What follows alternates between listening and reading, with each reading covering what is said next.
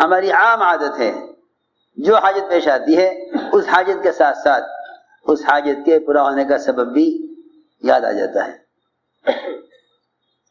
بیماری کے ساتھ ساتھ دوا کا خیال، مقدمے کے ساتھ ساتھ وکیل کا خیال، مقدمے کے ساتھ ساتھ وکیل کا خیال. جہاں مقدمہ آئے گا وہاں فوراً وکیل کا خیال آئے گا، جہاں بیماری آئے گی وہاں ڈاکٹر کا خیال آئے گا. یقین والے وہ ہوتے ہیں جنہیں حاجت کے ساتھ ساتھ یہ یاد آ جاوے کہ یہ حاجت جب صحابہ کو پیش آئی تو اس وقت انہوں نے کیا عمل کیا، اس وقت انہوں نے کیا عمل کیا. آپ ذرا اٹھا کے دیکھیں صحابہ کی سیرت، ہر حاجت سے متعلق عمل ملے گا، ہر حاجت سے متعلق عمل ملے گا، ہر حاجت سے متعلق عمل ملے گا. یعنی آپ غور کریں جتنے اسباب کمائی کے اور جتنے اسباب ضروریات سے متعلق دور صحابہ میں تھے، آج اس کے مقابلے میں اسباب کتنے ہیں؟ بتاؤ، کوئی شمار کر سکتا ہے؟ کتنے اسباب تھے دور صحابہ میں؟ آج کتنے اسباب ہیں؟ آج کتنے اسباب ہیں؟ اس کو غور کرنا کہ پھر ان کی حاجتوں میں ہماری حاجتوں میں کتنا فرق ہے. اس زمانے میں اسباب کم اور حاجتیں بہت کم، اس زمانے میں اسباب بہت زیادہ لیکن حاجتیں اسباب سے بھی زیادہ ہیں، حاجتیں اسباب سے بھی زیادہ ہیں. اس لیے فرمایا احملوا حوائجکم علی المکتوبہ. عبداللہ بن مسعود کا قول ہے، فرماتے تھے اپنی حاجتوں کو فرض نمازوں کے لیے اٹھا کر رکھو. احملوا حوائجکم علی المکتوبہ، اپنی حاجتوں کو فرض نماز کے لیے اٹھا کر رکھو، مؤخر کرو حاجت کو کہیں کے لیے؟ فرض نماز کے لیے. امت مسجد کی طرف اپنی حاجت کو لے کر ایسے دوڑتی تھی، کیا اس زمانے میں لوگ اپنے مسائل کے لیے حکام کے شعبوں کی طرف دوڑتے ہوں گے؟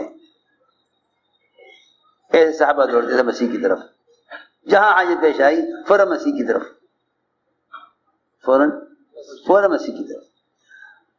بارش رکوانی ہو، بارش برسوانی ہو، سیلاب رکوانے ہوں، قحط سالی ختم کرانی ہو، قرضے ادا کرانے ہوں، بیمار کو ٹھیک کو صحت چاہتی ہو، صحابہ ہر عمل کے لیے مسیح کی طرف ایسے چل کر آتے تھے گویا سارے مسائل کا حل یہاں موجود ہے. اب بقول حضرت کے اب سارے مسائل مسجد سے باہر کے نقشوں پر تقسیم کر دیے گئے،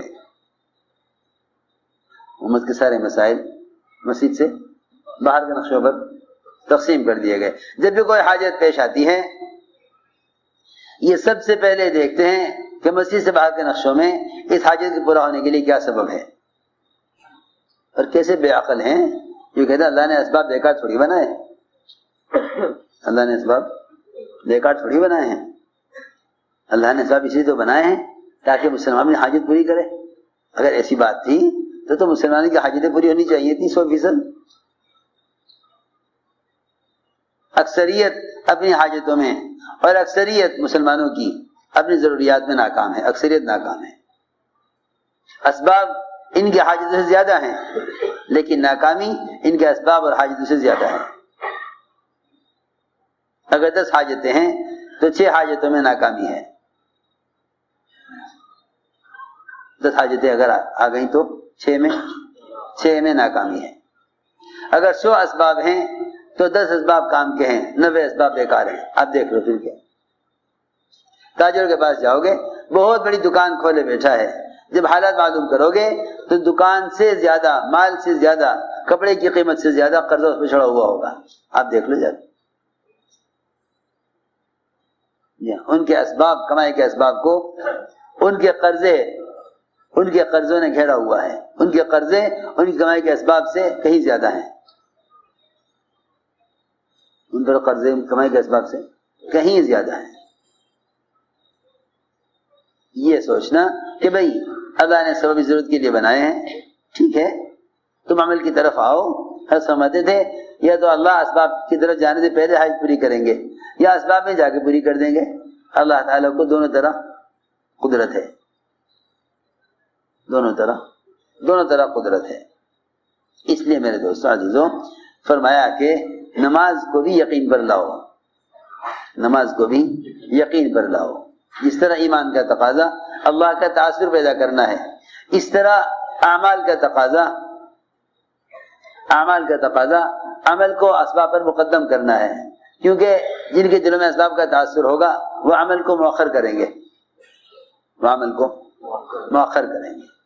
جن کے دلوں میں اسباب کا یقین ہوگا وہ عمل کو مؤخر کریں گے. نماز بعد میں پڑھ لیں گے, پہلے گاہک سے پوچھ لیں کیا ہے. ایسے بے عقل ہیں کہتے ہیں کہ یہ بھی تو اللہ ہی نے بھیجا ہے,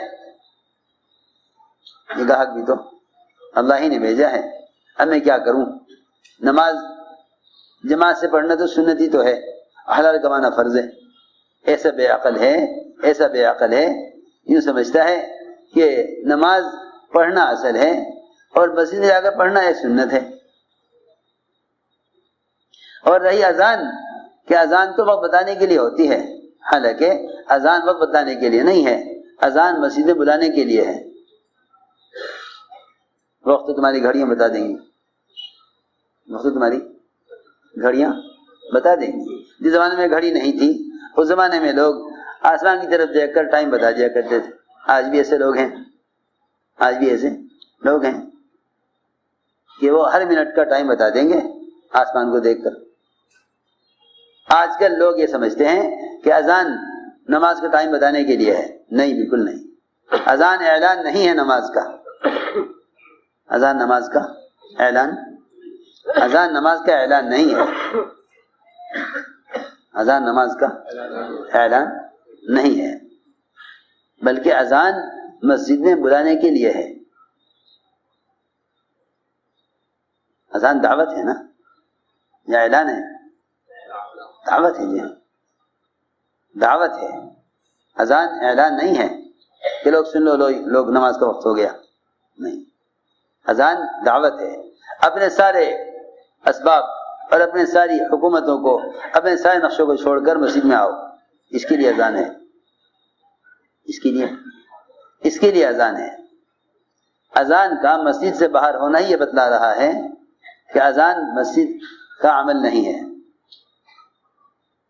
اذان مسجد کا عمل نہیں ہے. نماز مسجد کا عمل ہے لیکن اذان مسجد سے باہر کا عمل ہے. بلال رضی اللہ عنہ ایک اونچے مکان پر چڑھ کر اذان دیا کرتے تھے. ظاہر بات ہے کہ وہ مکان مسجد سے باہر اونچا مکان تھا ایک, اس پر چڑھ کر اذان دینے کا معمول تھا بلال کا. اس پہ چڑھ کر اذان دیا کرتے تھے. وہیں تہجد پڑھتے, انتظار کرتے رہتے فجر کے وقت کا.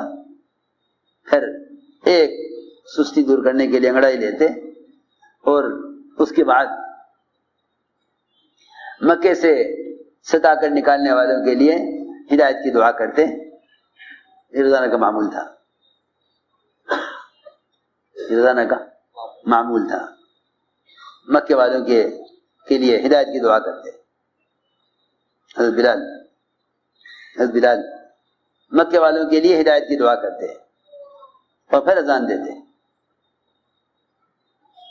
تو میں نے عرض کیا کہ اذان مسجد میں آنے کے لیے بلاوا ہے, نماز کے وقت کا داخل ہونے کا اعلان نہیں ہے. نماز کا وقت تو گھڑی دیکھ کر یا آسمان کی طرف دیکھ کر معلوم ہو جائے گا, سورج کتنا بلند ہو گیا, کتنا ڈوب گیا. سارے اوقات نماز کے معلوم ہو جاتے ہیں آسمان کے افق کو دیکھ کر. اذان تو مسجد میں بلانے کے لیے ہے. اگر اذان سن کر مسجد میں نہیں آ رہا ہے تو سمجھ لو کہ سب اسباب کا یقین غالب ہے. اسباب کا یقین غالب ہے کہ جس چیز کو آدمی مقدم کرے اس کا یقین غالب ہے. عمل کو مقدم کرے تو عمل کا یقین غالب ہے, اسباب کو مقدم کرے تو اسباب کا یقین غالب ہے. یہ سمجھتے تھے کہ اسباب کے کو حکم پر چھوڑنے کی مشق کیا کرو رفتہ رفتہ یقین شکلوں سے حکموں کی طرف پھر جائے گا. یہ ہے اصل میں، یہ ہے ایمان کا تقاضا. اس لیے فرمایا کہ ایمان اپنے کمال کے ساتھ، پھر عبادات اپنے کمال کے ساتھ. اسی طرح علم ہے کہ سارے فرائض علم کے مطابق ہوں، سارے فرائض علم کے مطابق ہوں. اس لیے فرمایا کہ جس طرح کلمے کا اخلاص ہے کہ وہ کلمہ لا الہ الا اللہ حرام سے روک دے، یہ اس کا اخلاص ہے. نماز کی اخلاص ہے کہ وہ منکر سے روک دے، ایسے ہی علم کا بھی اخلاص ہے، ایسے ہی علم کا بھی اخلاص ہے. سنو تو صحیح، علم کا بھی اخلاص ہے. علم کا اخلاص یہ ہے کہ یہ دل میں اللہ کا خوف پیدا کرے، دل میں اللہ کا خوف پیدا کرے، دل میں اللہ کا خوف پیدا کرے. دیکھو ایک معلومات ہے، ایک علم ہے، دونوں میں بہت بڑا فرق ہے. علم تو معرفت ہے، علم تو معرفت ہے، معلومات کا حاصل ہونا معرفت نہیں ہے. میں عرض کرتا ہوں کیونکہ تاثر جو ہے وہ معرفت کا ہے، صرف جاننے کا کوئی تاثر نہیں ہے. ہم جانتے ہیں کہ نہیں، جاننے کا کوئی تاثر نہیں جب تک معرفت نہ ہو. میں مثال دیتا ہوں تاکہ یہ بات آسان ہو جاوے. آپ نے دیکھا چارپائی کے نیچے سانپ ہے، آپ کے دل میں اس علم سے تاثر پیدا ہو گیا، اس سے تاثر پیدا ہو گیا. ایسا تاثر پیدا ہوا کہ آپ چیخ کر ایک طرف بھاگے اور جلدی سے آپ نے ہتھیار اٹھایا اسے مارنے کے لیے. جب آپ قریب پہنچے اس کے تو معلوم ہے کہ نہیں، وہ تو رسی ہے. رسی کا ہونا معرفت ہے، رسی کا ہونا معرفت ہے. سانپ کا جاننا علم ہے. میری بات یاد رکھیو، سانپ کا جاننا علم ہے، رسی کا جاننا معرفت ہے. جیسے ہی معرفت حاصل ہوئی سارا خوف ختم ہو گیا، سارا خوف جاتا رہا. ہاتھ سے پکڑ کے اٹھا لیا، سارا خوف جاتا رہا جیسے معرفت حاصل ہوئی. اس کے برعکس دیکھا کہ رسی پڑی ہوئی ہے تو کوئی خیال نہیں کیا. جیسے ہی ہاتھ سے اٹھانے لگے اچانک معلوم ہوا یہ تو سانپ ہے. اس معرفت سے خوف پیدا ہو گیا، اس معرفت سے خوف پیدا ہو گیا. بس بات یہ ہے،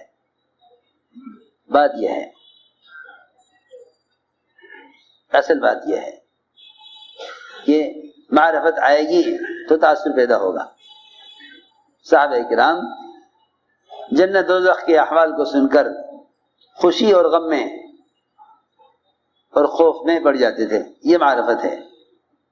لیکن اگر علم سے خوف اور خوشی کی کیفیت پیدا نہ ہو تو پھر یہ علم ہے، معرفت نہیں ہے. اور یہ نہیں کہ تمہیں جنت دوزخ کے نام سے رونا آوے، نہیں، رونا تو ایک طبعی کیفیت ہے. اس لیے بات یاد رکھنا کہ جہنم کو سن کر آدمی رونے لگے، جنت کو سن کر خوش ہونے لگے، یہ ایمان کا اصل تقاضا نہیں ہے. تو میری بات دھیان سے سنو، یہ ایمان کا اصل تقاضا نہیں ہے. مسلمان کے لیے آسمان سے کھانا تیار اتر جاوے، دکان کے بغیر آمدنی ہو جاوے، زمین کے بغیر غلہ حاصل ہو جاوے، دوا کے بغیر شفا ملنے لگے، یہ ایمان کا تقاضا نہیں ہے. یہ ایمان کا تقاضا نہیں ہے. یہ خیال غلط ہے لوگوں کا کہ بھئی ہمارے ساتھ اولیاء کی طرح کرامتیں ہونے لگے تو ہم بھی ولی ہو جائیں گے. نہیں، ایسے بھی اولیاء ہیں پوری زندگی گزر گئی، ولایت کی چوٹی پہ ہیں، کوئی کرامت ظاہر نہیں ہوئی، کوئی کرامت ظاہر نہیں ہوئی. ہم سمجھتے ہیں جس ولی سے کرامت ظاہر نہ ہو ولی نہیں ہے.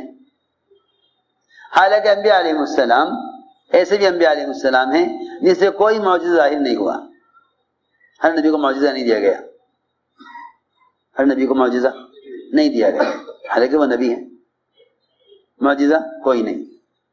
بہت سے اولیاء ہیں، کرامت کوئی نہیں. یہ تو ہماری کمزوری ہے کہ ہم یہ سمجھتے ہیں کہ اگر یہ آدمی ولی ہے تو کرامت بھی ہوگی کوئی، کرامت نہیں ہے تو ولی نہیں ہے. تو میری بات یاد رکھیو کہ لوگ سمجھتے ہیں کہ بس ایسا ایمان ہمارا بھی بن جاوے کہ وہ صحابہ کی طرح بغیر کھانے کے کھانا، بغیر پانی کے پانی. یہ ایمان کا تقاضا نہیں ہے. ظاہر کے خلاف ضرورت کا پورا ہونا ایمان کا تقاضا نہیں ہے. ظاہر کے خلاف حاجت کا پورا ہونا ایمان کا تقاضا نہیں ہے. سمجھ میں آ رہی بات؟ ظاہر کے خلاف حاجت کا پورا ہونا ایمان کا تقاضا نہیں ہے. ہاں، ظاہر کے خلاف حالات کے مقابلے میں حکم کا پورا ہونا یہ ایمان کا تقاضا ہے. یہ ایمان کا تقاضا ہے. اگر اللہ تعالیٰ کسی ایسے عابد کو جو اللہ کی عبادت کا حق ادا کر دے، اس کو پوری زندگی ایک لقمہ کھانے کو نہ دیں، ایک ٹکڑا کپڑے کا پہننے کو نہ دیں، ایک کوئی جھوپڑا سر چھپانے کو نہ دیں، کچھ نہ دیں اس کو، اور وہ اللہ تعالیٰ کی اطاعت کرتا ہے، تو ایسا بندہ اللہ کے ہاں 100% کامیاب ہے. اور یہ آدمی کمال ایمان پر ہے. یہ شخص کمال ایمان پر ہے. ہم اپنے دین کا کی سطح اور اپنے دین کا معیار اپنی دنیا کے اعتبار سے سوچتے ہیں. تو یہ حالات کیسے ہیں؟ کیا ایسے حالات ہیں تو اچھا، پھر تو دین ہے. اگر حالات ایسے نہیں ہے تو پھر دین نہیں ہے. حالانکہ ایک آدمی کا اللہ کی اطاعت پر ہونا اس کا دنیا کے نقشے سے کوئی تعلق نہیں ہے. دنیاوی اعتبار سے کتنا بھی فقیر ہو، اللہ کی اطاعت پر ہے تو کامیاب ہے. اس لیے میں عرض کر رہا ہوں کہ بعد میں تب یہ خیال آتا ہے بندے کو کہ بھئی ایسا ایمان میرا بھی ہو جاوے، ایسا ایمان میرا بھی ہو جاوے کہ جیسے صحابہ کے ساتھ ظاہر کے خلاف ہونے ہوا تھا میرے ساتھ بھی ہو جاوے. حالانکہ ایمان کا تقاضا، یہ ایمان کا تقاضا، دیکھو میری بات یاد رکھو، ایمان کا تقاضا برکت کا ہونا نہیں ہے. ایمان کا تقاضا اللہ کی اطاعت کا ہونا ہے. ایمان کا تقاضا اللہ کی اطاعت کا ہونا ہے. برکتوں کا ہونا یہ ایمان کا تقاضا نہیں ہے. یہ تو ایمان کی علامت ہے. یہ تو ایمان کی علامت ہے کہ اللہ کی اطاعت ہو. اور رہی برکتیں، کہ برکتیں موعود ہیں، مقصود نہیں ہیں. برکتیں موعود ہیں، برکتیں موعود ہیں، مقصود نہیں ہیں. بہت آسان کر دوں کہ آدمی بھینس خریدے تو بتاؤ کوئی ایسا ہوگا جو اس لیے بھینس خریدے کہ مجھے گوبر ملے گا؟ کھانا پکانے کی سہولت ہو جائے گی. اپلے بناتے ہیں نا گوبر سے، کیوں بھائی ایسا ہی ہے نا، گوبر سے اپلے بناتے ہیں، اس سے کھانا پکاتے ہیں. کوئی ہوگا ایسا جو 60-70 ہزار روپے کی بھینس خریدے کہ تاکہ گھر میں کھانا پکانے کے لیے گوبر مل جائے؟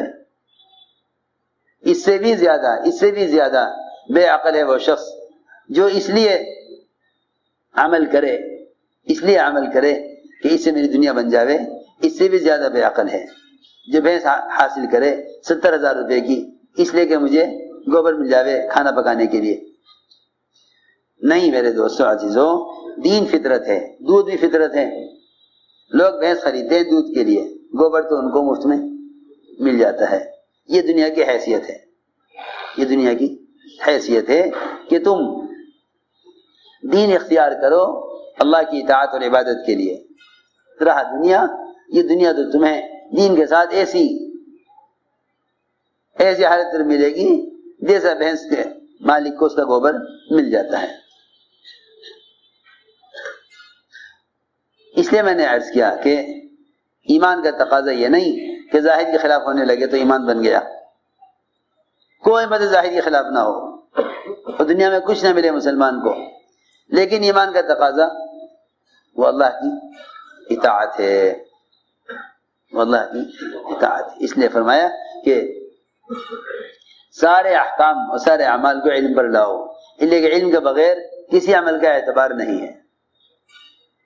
علم کے بغیر کسی عمل کا اعتبار نہیں. علم کے بغیر کسی عمل کا اعتبار نہیں. اللہ جہالت پر عمل کو قبول نہ کریں گے. جہالت پر عمل قبول نہ ہوگا۔ عمل کی قبولیت کے لیے دو شرطیں ہیں، علم اور اخلاص، علم اور اخلاص، کیونکہ جہالت اور شرک والا عمل قبول نہیں ہے کہ بھائی چلو جیسا بھی عمل کرو اللہ قبول کر لیں گے، ایسا نہیں ہے۔ انما یتقبل اللہ من المتقین، کہ اللہ رب العزت ڈرنے والوں کے عمل کو قبول کرتے ہیں۔ کون ڈرنے والے؟ ڈرنے والوں کا مطلب یہ ہے کہ جو اپنے عمل میں اس بات کا لحاظ رکھتے ہیں کہ میرا عمل علم کے مطابق ہے یا نہیں، وہ ڈرنے والے ہیں، کیونکہ اللہ نے علم کو خوف کے ساتھ، خشیے کے ساتھ رکھا ہے۔ انما یخشی اللہ من عباد العلماء کا مطلب یہی ہے کہ ان کے دلوں میں اللہ کا خوف ہے، اس بات کا خوف کہ یہ میرا عمل قابل قبول ہوگا یا نہیں۔ اس خوف کا تعلق یہ نہیں کہ آدمی صرف دل میں اس بات کا خوف رکھے کہ عمل قبول نہیں ہوگا، کہ نہیں، اس کا مطلب یہ ہے کہ یہ اپنے علم، اپنے عمل کے لیے صحیح علم حاصل کرے، عمل کی تحقیق کرے، عمل کے بارے میں علم کی تحقیق کرے۔ یہ ہے کہ اللہ رب العزت ڈرنے والوں کے عمل کو قبول کر لیتے ہیں۔ اس لیے فرمایا کہ علم خود بھی حاصل کرو، جو علم تمہارے پاس ہے اس علم کو دوسرے تک پہنچاؤ، علم کو دوسرے تک پہنچاؤ۔ میں سوچتا ہوں ایک علاقے میں اسکول زیادہ ہیں یا مدرسے زیادہ ہیں؟ ایک علاقے میں اسکول زیادہ ہیں یا مدرسے زیادہ ہیں؟ کتنے فیصد بچے اسکول میں ہیں، کتنے فیصد بچے مدرسے میں ہیں؟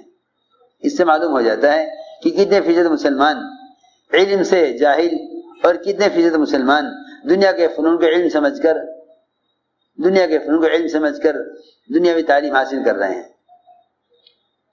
مسلمانوں کے دین پر چلنے کی اور دین کی رغبت کی فیصد کا اندازہ وہ اس سے ہو جائے گا کہ اسکول کالج زیادہ ہیں یا مدارس زیادہ ہیں۔ اگر مدارس غالب ہیں تو علم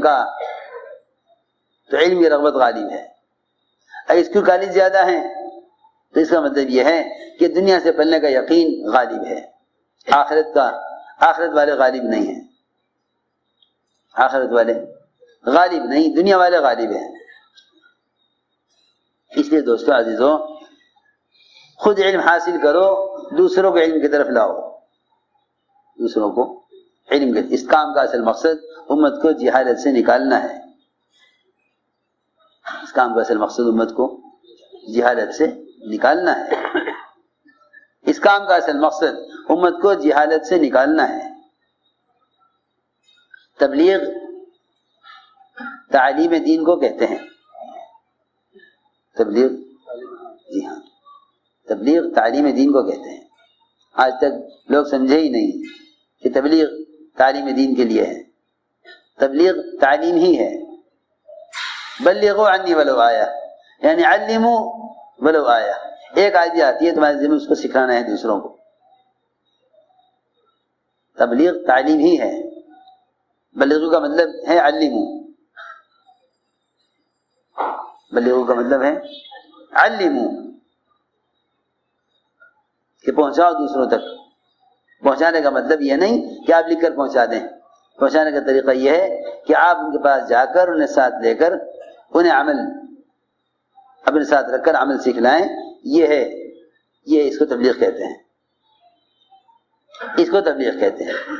اس زمانے میں تو لوگ بیچارے صرف نشر و اشاعت کو ہی علم کے پھیلنے کا ذریعہ سمجھتے ہیں، حالانکہ یہ وہ ذرائع ہیں جن کا دور نبوت میں کوئی تصور بھی نہیں تھا، دور صحابہ میں کوئی تصور نہیں تھا، تابعین کے دور میں کوئی تصور نہیں تھا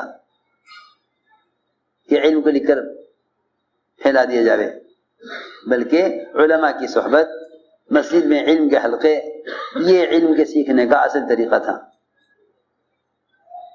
علم کا حاصل کرنے کا اصل طریقہ تھا۔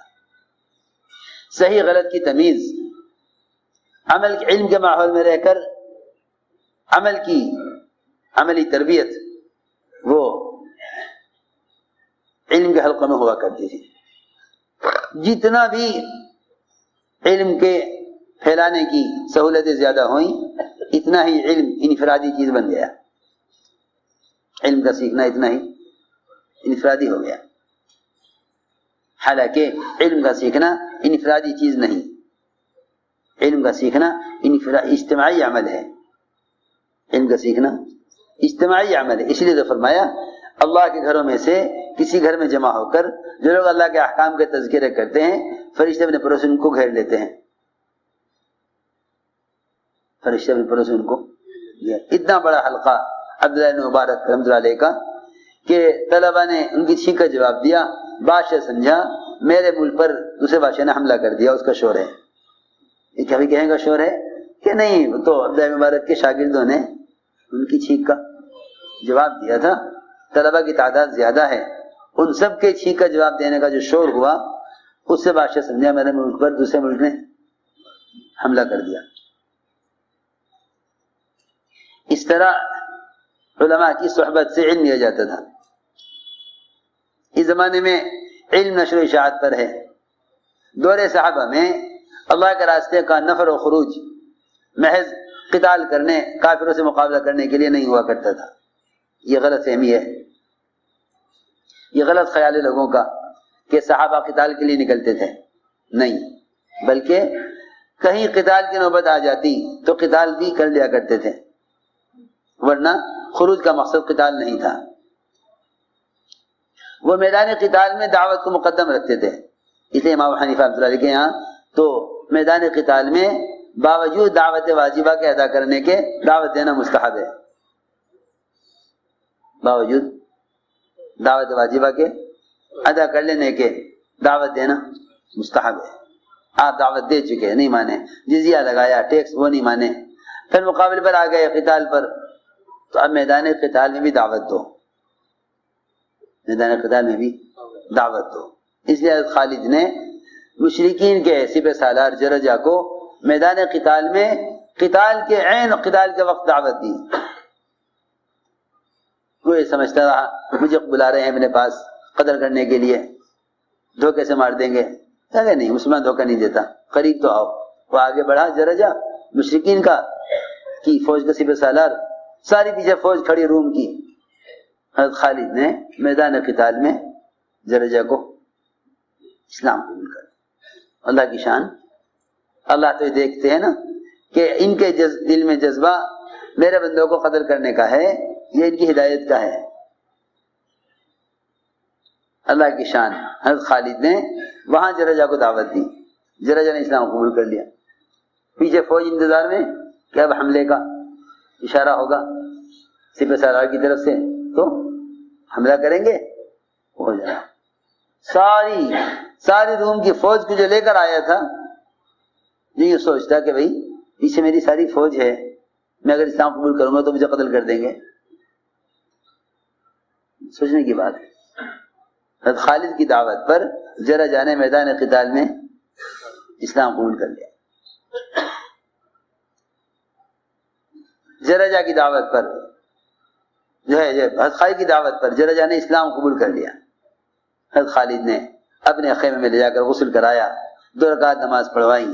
ابھی نماز سے فارغ ہوئے تھے کہ فوج سمجھ گئی کہ ہمارا سپہ سالار تو مسلمان ہو گیا۔ فوج نے حملہ کیا، جرجا اپنی فوج کے حملے سے شہید ہوئے۔